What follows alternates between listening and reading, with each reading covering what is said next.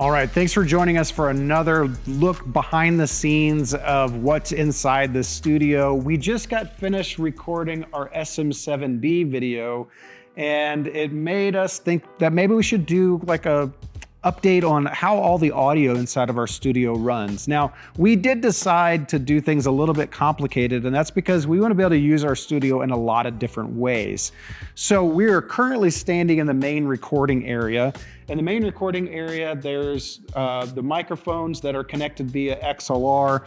And the XLR cables are running off into our rack. But before we go to the rack, we also have a studio like audio reference monitor that's up in the rafters, that if we want to play videos, I can hear the videos in the studio area, and we can do what's called a mix minus. And so mix minus is really important when you're trying to do some level of broadcast and the person that's in the studio needs a different reference audio than the people that are listening out on the broadcast. So we created a mix minus scenario, and this is how we're doing it. We are sending everything over here into our rack, and inside the rack, we have all of our audio coming into an Allen & Heath QU16. Now, this QU16 is the very first mixer I bought when I launched EventTech AV, and it's had some love, it's had some beat ups. The touchscreen doesn't work anymore, but the app still works great. So we can still control everything we need to control on our QU16. The microphones come in to our QU16. Coming out of the QU16, we can send off to the audio reference monitor inside the studio. We can also, on the left, right, we can send into an embedder.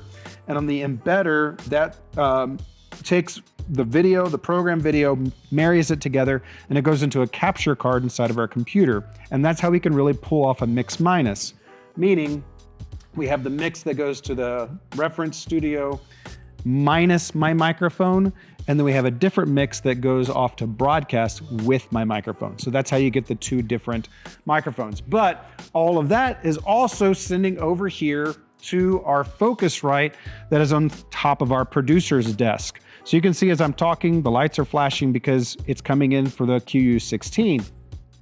Now that's here inside the Focusrite, we can take this audio, send it via USB into our computer, and we can capture that way. We also have the SM7B on the producer's desk going into our Focusrite, so that can be captured on there. And if you have watched any of our videos on the conversations with Shure, we shot those conversations right here at this desk. And so this is what really gives us all that flexibility, is that we can use the Focusrite, or we can use the QU16, or we also have a whole nother device inside the Blackmagic ISO ATEM. Now, we're gonna do another video about the ATEM that's coming out soon, but we want you to know that there is inside here audio settings. So we're sending out of the Focusrite into the Blackmagic camera. The Blackmagic camera is embedding the audio down the HDMI, bringing it back into the ISO, and then we can use the ISO connected via USB to stream off into the internet. So we have a lot of different options, a lot of different flexibility inside of our studio. Now, you might be asking yourself, okay, why did they run the Focusrite into the camera?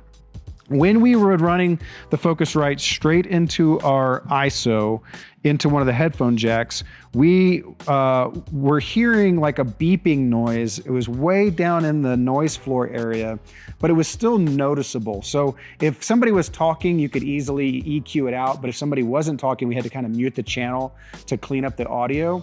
And we wanted to get rid of that. Now, I think that it's a word clock issue, and I couldn't quite fix it. So we did a workaround. Essentially, we put it into the camera, cleaned it up immediately. We don't have that beeping issue, and we didn't really lose any audio quality in the process either. So probably because Blackmagic. Anyways, so now that we have audio inside the ISO, all the audio goes into our recordings that happen on the ISO, and then we have it for post whenever we're pulling videos. If you're not familiar, this does create files and folders, and it creates audio files, and it's a great device. You're gonna learn more if you watch that video. Speaking of watching videos, we do hope that you hit like, you hit subscribe, you comment if you got any specific questions. We love kind of talking about all this stuff, and we also love helping you become a better audiovisual professional. And so if you feel like we didn't cover something, you want some more information, hit us up, ask us. We would love to help you out. And we want to encourage you to watch our We Just Built a Studio video, the behind the scenes video about the whole thing. And then we're going to go into more details about every single area of this studio. Can't wait to see you on the next one.